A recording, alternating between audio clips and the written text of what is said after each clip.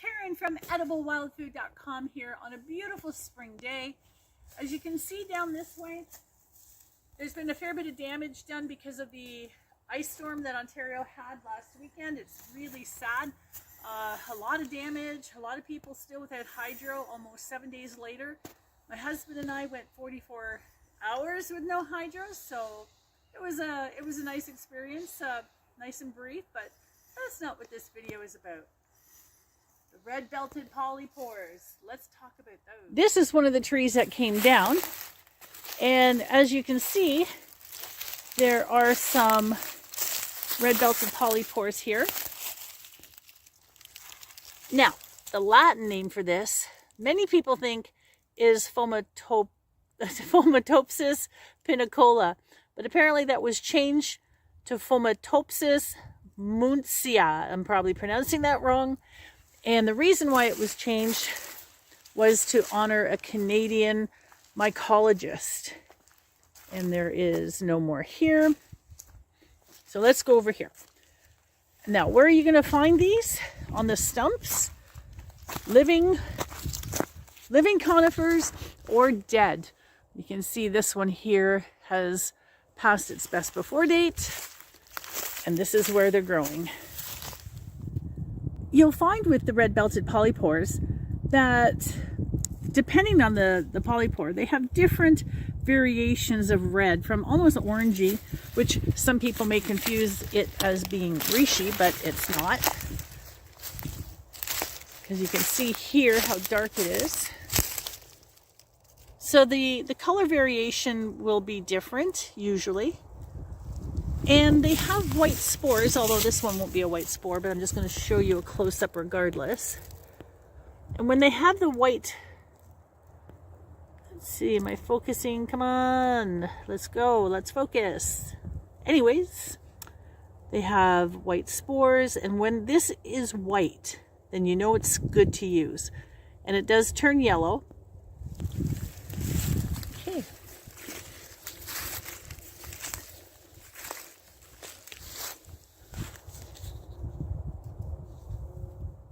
Although not where I am right now, these are also known to grow on the deadwood of hardwoods and in the northern half of North America. The first year of growth, you can see, are these little, I don't know, not quite cotton ball-like, but little white poofs of growth. They look like little white buttons. And when they're in the growing season, they have little bits of what's called guttation, which is the sweating process. But this is April. They're not growing, not yet. So these red belted polypores have a long history of traditional uses. Number one, like a lot of polypores, when dried, they're very useful as a fire starter to keep coals alive when moving camp. They were used.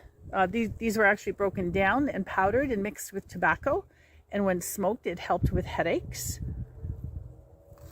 And like yarrow, it's a styptic, so if you can grind this down into a powder once it's been dried out, it will stop bleeding and help to heal wounds. Now, what do these contain? So these polypores contain a lot of goodness. They have natural steroids that can be useful in helping out with arthritis, and it can help with painful autoimmune and inflammatory diseases. In addition, they contain flavonoids, volatile oils, phenolics, and triterpenes, and the concentration of the triterpenes is the highest in the crust, which is this piece, part of the polypore right here. Right there. And you don't really get a lot of the triterpenes in younger specimens because, of course, once again, it's in the crust. So we have lots of polypores. I'm going to take some home and show you what this looks like, and I'll try to describe the taste in a tea. Sorry about that change in exposure. And before I cut one off, I just want to show you this. Here's another young specimen. So it has quite a ways to go still.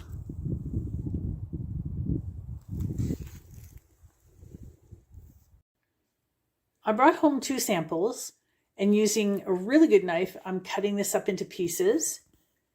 Let's take a close-up look on the inside. So this is where the tubes are. And this part right here is very cork-like or corky. One thing I should mention is make sure you cut it up while it's fresh, because if it gets dried, it's going to be very difficult to cut.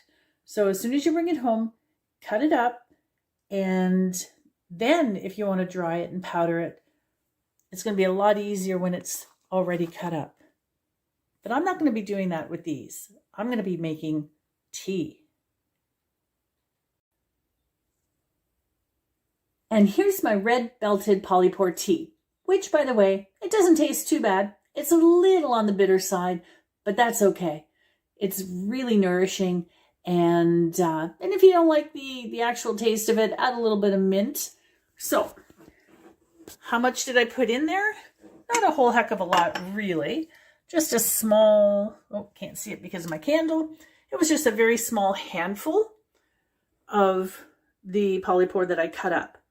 So, as I mentioned, you could grind this into powder and then add that into pretty much anything and everything. And in addition to that, you could actually make little capsules if you wanted it for medicinal purposes.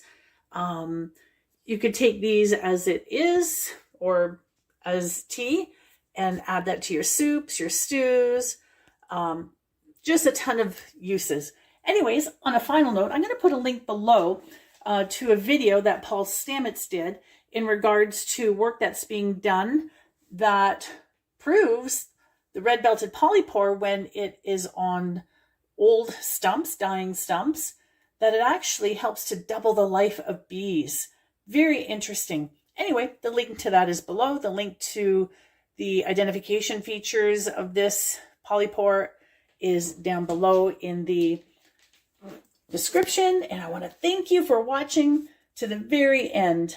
Thank you, everybody.